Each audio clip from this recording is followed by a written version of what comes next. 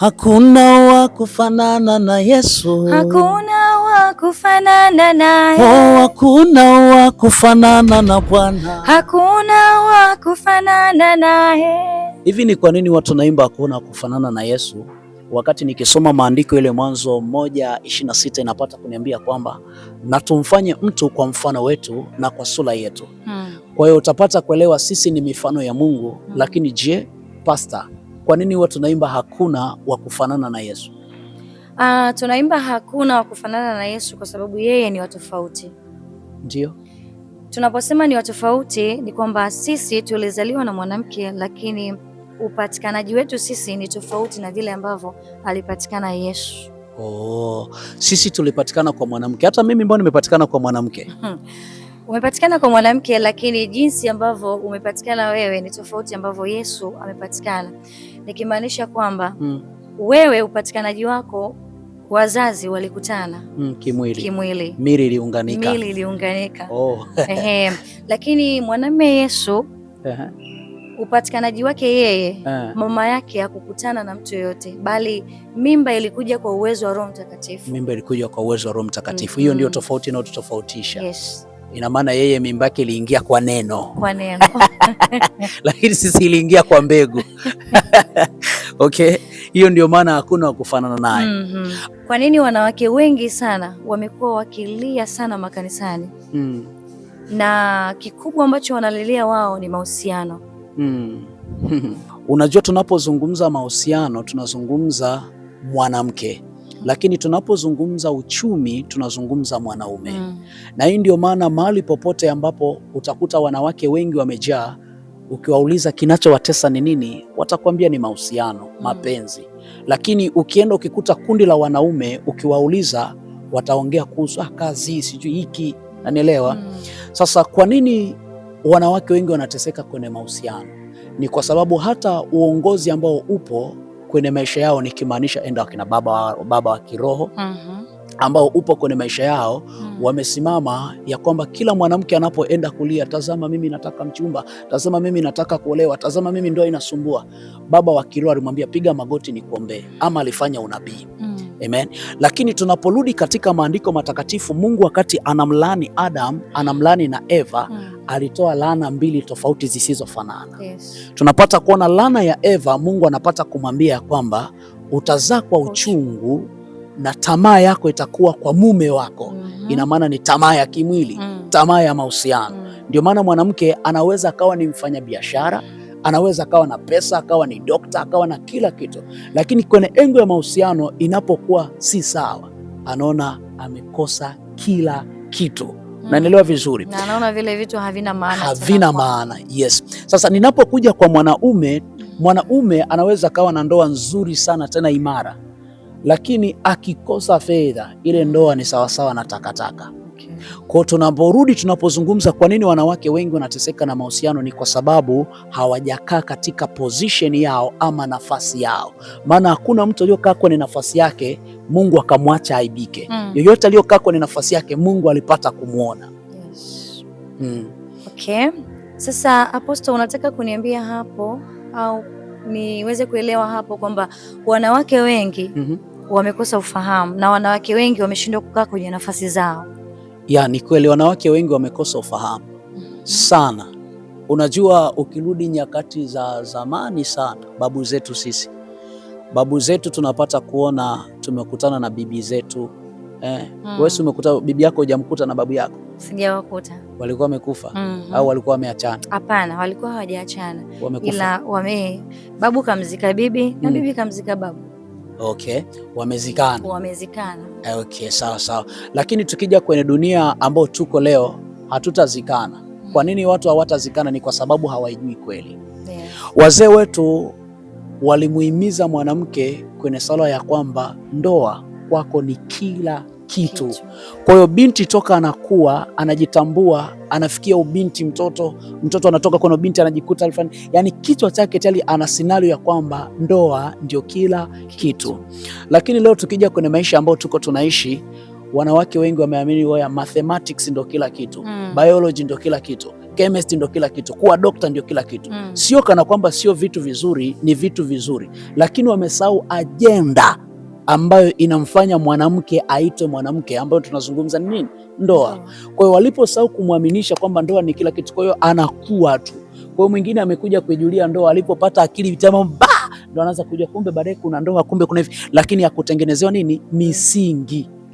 Kwa hiyo ni lazima, ili tuweze kupata mwanamke akarudi kwenye nafasi yake, tupate wazazi bora, walimu bora, wachungaji bora. Tukipata watu hao, mambo Mungu atasaidia. Okay, kwa hiyo unataka kuniambia kwamba tukipata wachungaji wazuri ambao wanaweza wakachimbua mizizi kuanzia huku chini, yani kutengeneza misingi mizuri huku chini, ina maana tutakuwa na ndoa nzuri, tutakuwa na watu ambao makanisani hawalii. Kwa sababu sasa hivi wimbi kubwa limekuwa ni hilo. Yani kwa asilimia kubwa sana wanawake ambao wanakuja makanisani ni watu ambao wanalia sana kuhusu ndoa, kuhusu mahusiano. Kwa hiyo tukipata wachungaji ambao wanaweza kutuelekeza, kutufundisha kuanzia huku chini, ina maana haya mambo mengine ya kulia kuhusu masuala ya mahusiano yatapungua kwa kiasi kikubwa, kwa sababu kutakuwa hakuna wachungaji chumia tumbo walioitwa kwa sababu ya matumbo yao. Mchungaji aliyoitwa kwa sababu ya tumbo lake, uchungu wako ndo fursa yake. Sijui unanielewa vizuri. Mchungaji yote aliyoitwa na tumbo lake, hajaitwa na Mungu. Kwa hiyo shida zako ambazo unalia, yeye kwake ni fursa ya kukuza kitambi na watoto wake waende shule. Lakini tukapata watumishi wa Mungu ambao wakasimama katika kweli ya Mungu, na ndio maana maandiko ya Mungu yanasema ijue kweli nayo kweli itawaweka nini? Huru. Kwa lazima tupate walimu wazuri, wachungaji wazuri, wazazi wazuri ambao watajua kutengeneza mizizi. Kuna huu mfumo ambao sasa hivi umeingia wa kuwafundisha watu kwamba ndoa sio muhimu. Ndoa sio muhimu. Mwanamke, tafuta fedha, uwe na fedha yako mwenyewe. Unaliongeleaje hili swala? Hilo ni pepo. Ukiona upo kwenye kanisa la hivyo, unajua shetani mzima ndo anahubiri. Ukiona mchungaji anafundisha hiyo, mwanamke ndoa sio muhimu, tafuta fedha, tafuta nini, huyo mchungaji ni pepo. Yani ni sio pepo, ni shetani mwenyewe amejivisha mwili wa huyo mchungaji, anahubiri mazima. Nini ambacho hapo nitapata kukufunulia leo? Nenda kwa hao wanawake ambao wamesoma sana. Ni wachache wenye hekima ambao wameolewa na ndoa zao zimetulia. Lakini mwanamke yote aliyozidi kipato mwanaume huwa anatawaliwa na vitu kadhaa: dharau, sheria. Yani ana sheria juu ya mwanaume. Kwa nini? Kwa sababu ameshaingia katika kutafuta kwa jasho. Kwa hiyo ukiona mchungaji anafundisha kwamba mwanamke tafuta, sio kana kwamba ni vibaya kutafuta, lakini anamuhimiza ndoa sio kila kitu, tafuta. Kwa hiyo anamuingiza mwanamke katika mfumo wa mwanaume. Tayari mwanamke akiingia katika mfumo wa mwanaume, tayari anaona mimi nina uwezo wa kuongoza. Yani anachukua nafasi ya kuwa kichwa. Sasa akishachukua nafasi ya kuwa kichwa, sisi tunaishi katika mwili, ipo siku atahitaji mwenza. Wakati atahitaji kuwa mwenza, hatataka kupangiwa. Atataka kupanga. Sasa wakati anataka kupanga, ndio hapo ugomvi, vita, ndoa kutokueleweka.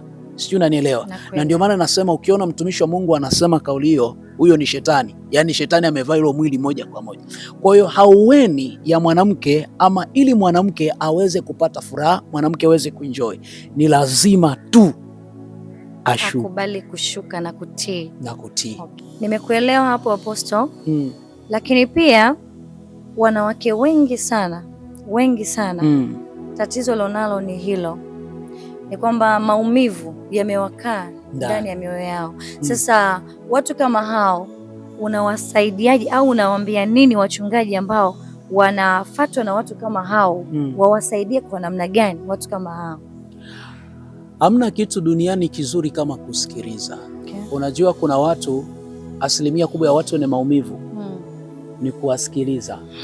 Sasa wachungaji wengi, ndio maana nimesema asilimia kubwa ya wachungaji wamejiita kwa sababu ya matumbo yao, yaani matumbo yao yamewaita watumishi.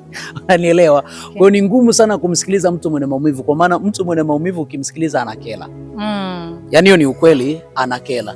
Sasa yoyote aliyokuwa na maumivu lazima umpe muda wa kumsikiliza wa kutosha. Kwa nini? Kwa sababu ametamani apate chansi ya kuongea, lakini hajawahi pataga chansi ya kuongea. Kwa hiyo siku ambayo amekuja kwako na kuanza kuelekeza maumivu anayopitia, ukakaa na kumsikiliza, wewe muitikia, alafu thabiki kwenye kitu anachoongea. Unavyothabiki katika kitu anachoongea, ndivyo ambavyo anavyozidi kutapika nyongo yake. Ina maana anasafisha moyo wake. Hiyo siku akienda akilala, hata ukimwambia atakwambia nilala vizuri. Kwa nini? Kwa sababu tayari ametapika, amepata pa kusemea. Na hii ndio maana hata katika ndoa unakuta zinakuwa ngumu sana. Kwa nini? Unakuta mwanamke hasemi. Yaani akisema mume wangu, unajua jana ule. Kwa hiyo anastopishwa nafasi ya kuzungumza.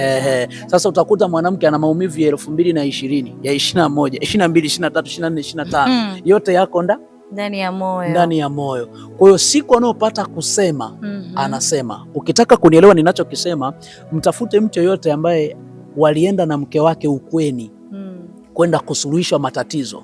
Huyu mwanaume kamuulize mke wako alisemaje. Yaani alifumbua gadi vitu ambavyo mwanaume alishasahaugi. Utagundua kwa nini? Ni kwa sababu kuna mambo alikuwa hapa yalikuwa moyoni. Ndio. Safi. Kumbe ni vizuri kuacha mwanamke aongee. Ni nzuri, ni dawa moja nzuri. Ndio maana maandiko yanasema enyi waume ishini na wake zenu kwa akili. Akili moja hapo ni kumsikiliza. Anaongea, wewe unamsikiliza tu. Anaongea, unakuwa unamsikiliza. Ni dawa. Na vipi kwa wanaume ambao hawataki kabisa kusikiliza wake zao? Maana kuna wanaume wengine yani hampi kabisa nafasi mke wake ya kumsikiliza. Unajua mwanamke ameumbiwa kuongea, si ndio? Kuongea. Kwa mwanamume hapendi kelele, si ndio? Ni kweli. Sasa hapendi kumpa nafasi mke wake. Unasemaje juu ya huyo mwanamume? Wazo zuri. Mwanamke, kwanza ni kukanushe, mwanamke hajaumbiwa kuongea. Ila wanaume wengi hawajui kwa nini mwanamke anaongea. Unanielewa? Ukienda katika bustani ya Eden, Mungu alimweka Adamu. Alivyomweka Adamu, Mungu akamwambia Adamu, lima na kutunza bustani ya nini? Ya Eden. Adamu alikuwa na kitu cha kufanya. Maandiko matakatifu yananiambia baadaye Mungu akaona si vyema Adamu awe peke yake, akaamua mfanyie msaidizi. Mungu hakumfanya mwanamke wa kuongea, bali alimfanya nini? Msaidizi wa mume wake. Kwa hiyo Adamu kuna kitu tayari ambacho alikuwa anakifanya. Ina maana huyu Eva anakuja kumsaidia Adamu kwenye kile kitu ambacho alikuwa anakifanya.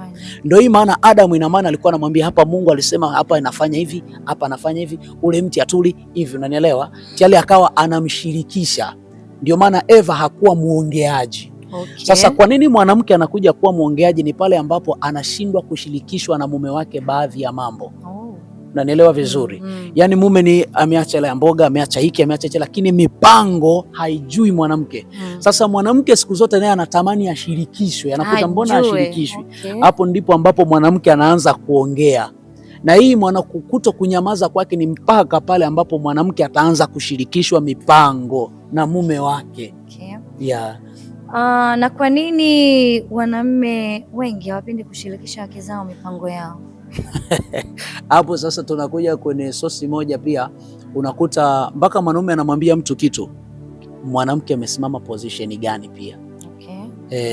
Mwanamke amesimama position gani? Kuna mwanamke mwingine yeye hawi shabiki wa mume wake. Unanielewa? Wa mume wake hawi shabiki. Unanielewa? Mwanaume naweza tukamchukulia mfano ni kama Mungu. Alafu mwanamke nikamchukulia mfano ni Roho Mtakatifu. Kwa sababu ya ile usaidizi. Ile usaidizi. Kwa nini ninazungumza hivi? Mwanaume anashuka katikati ya sifa hata kama ana hasira. Sinaeleweka vizuri? Lakini huwezi ukamshusha mwanamke kwa sifa akiwa na hasira. Anaendelea tu kupanda. Ila mwanaume the way ambavyo unampa sifa ndio the way anavyoshuka. Kwa nini naongea hii? Sasa narudi, wanawake wengi hawajajua kuwashika waume zao ama kushika kwenye mahusiano yao. Ni kwa nini? Hawajawa shabiki wa vitu ambavyo wanavifanya waume zao ama wapenzi Wow. Hii inasababisha wajione wanatamani, yani mtu anajitengenezea ni kideka ataniambia. Kudeka mtu hawezi akakwambia, ila the way ambavyo unatengeneza ukaribu ule wa kutaka kujua, ukaribu wa kusifia nini anafanya. Kwa hiyo automatically utakuta mwanaume kidogo kidogo anaanza kufanya nini, kufunguka, kwa sababu ni ngumu sana mwanaume kufunguka mambo ya moyoni mwake, ngumu sana. Lakini ili aweze kufunguka ni lazima mwanamke awe chini. Okay. Yeah. Kwa hiyo nataka kuniambia kwamba wakati mwingine waume wengi hawafunguki kwa wake zao kwa sababu hiyo. Ndio. Sasa unaenda nyumbani unakutana mwanamke yuko busy, yani yuko busy tu na mambo yake, amepika, yani ajuagi chochote. Unajua hata hadithi wewe inatakiwa na mtu anayekusikiliza anachangia, yani mnashirikiana. Mnashirikiana. Okay. Sasa unakuta mbona yani hakuna nanilio yote ushirikiano wote. Mbona kama ana vita na kitu ninachokifanya. Kwa hiyo mwanaume ni mtu ambaye ana kitu tunasema roho kama ya ego. Kwa ana kipawa fulani cha ego, kwa atajua mwenyewe, atakula, atafanya nini, atajua mwenyewe, ni mpuuziaji. Ndio maana ukifuatilia sana hawala ama nizungumze nani, hawa watu wa dada wa nanili wanazijua siri za waume wa watu nyingi sana. Kwa nini? Ni kwa sababu wako chini, wamekubali kushuka. Unanielewa? Wamekubali kushuka, na hii ndio sababu wanajua mambo ya wanaume mengi sana, kwa maana walishirikishwa. Kwa nini walishirikishwa? Kwa maana walishuka, walitaka kujua. Si unanielewa? Ukitaka kumchimba mtu yoyote yule ili uweze kupata vitu vyake, jishushe. Kumbe kuna siri kubwa katika kujishusha. Ukitaka Mungu atende jambo kubwa kwenye maisha yako, shuka. Anasema ajishushaye atafanyaje? Atainuliwa. Sasa unataka kuniambia kwa hiyo wanawake wengi hawapo kwenye nafasi hiyo? Hawapo kwenye nafasi ya kujishusha, wapo katika nafasi ya kudeka. Kuna hapo Apostle, kudeka, yani kudeka ni kiaje? Hebu tueleweshe, tuelewe. Nikimaanisha kudeka ni nzuri, sio kusema si nzuri, ni nzuri. Kwa sababu mwanamke yote anapenda kudekezwa. Of course hata mimi napenda kudeka. Yeah. Sasa ni nzuri, lakini si nzuri ikizidi. Nanielewa? Ni nzuri la si nzuri ikizidi. Mwanaume hapendi kukifosi kitu kwa muda mrefu. Nanielewa? Hapendi kufosi kitu kwa muda mrefu, kwa maana asilimia kubwa ya wanaume wana hasira ya haraka. Huo ndio kweli. Kwa anapotumia nguvu kufosi kitu, sasa mwanamke mwingine anaweza akadeka, yani anadeka mpaka inakuwa too much. Inapitiliza sasa. Inapitiliza. Unaelewa? Sasa mahali pale ndio mwanaume anapuuzia. Mwenzi alitengeneza labda ni kideka ndio romantic.